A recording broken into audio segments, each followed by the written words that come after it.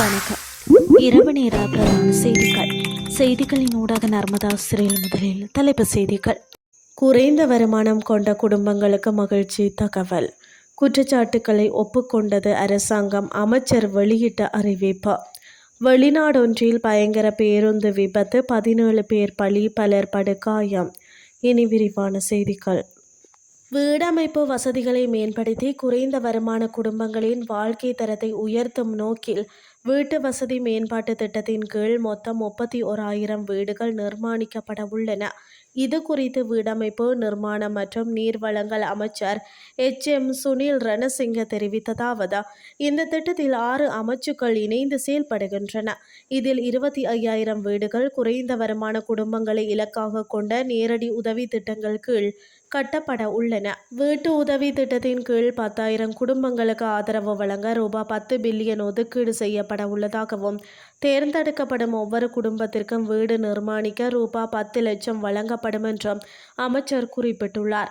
இந்த திட்டம் ஜனவரி 16 யாழ்ப்பாணத்தில் ஜனாதிபதியின் தலைமையில் ஆரம்பிக்கப்பட்டது. இதன் 2ஆம் கட்டம் ஜனவரி 28 அன்று காலியில் பிரதமரின் பங்கேற்புடன் தொடங்கப்பட்டது.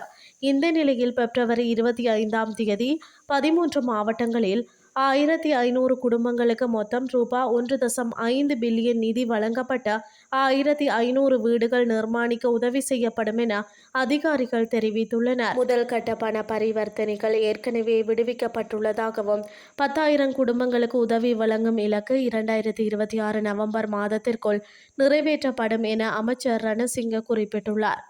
தரமற்ற நிலக்கரி தொடர்பான குற்றச்சாட்டுக்களை ஒப்புக்கொண்ட விவசாய அமைச்சர் லால்காந்த, நிலக்கரி விநியோக டெண்டருக்கு பின்னால் எந்த மோசடியும் ஊழலும் இல்லை என்று இன்று தெரிவித்துள்ளார்.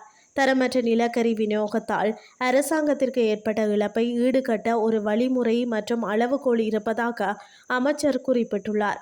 ஒரு கேள்விக்கு பதிலளித்த அவர், நாட்டிற்கு ஏற்பட்ட இழப்புகளை ஈடுகட்ட அரசாங்கம் அளவுகோல்களின்படி செயல்படும் எனவும் வலியுறுத்தியுள்ளார்.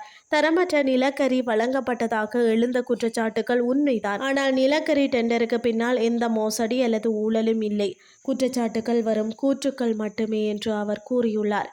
டெண்டர்களை வழங்கும் போது அரசாங்கம் இப்போது வெளிப்படையான கொள்முதல் நடைமுறைகளை பின்பற்றுகிறது என்றும், முந்தைய ஆட்சிகளின் போது அமைச்சரவை முடிவுகளுக்கு பிறகுதான் விநியோகஸ்தர்கள் தேர்ந்தெடுக்கப்பட்டனர் என்றும் அமைச்சர் சுட்டிக்காட்டியுள்ளார்.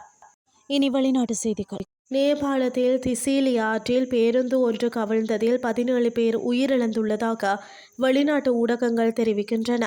விபத்தில் மேலும் 24 பேர் காயமடைந்து வைத்தியசாலையில் அனுமதிக்கப்பட்டுள்ளதாகவும் தெரிவிக்கப்படுகிறது.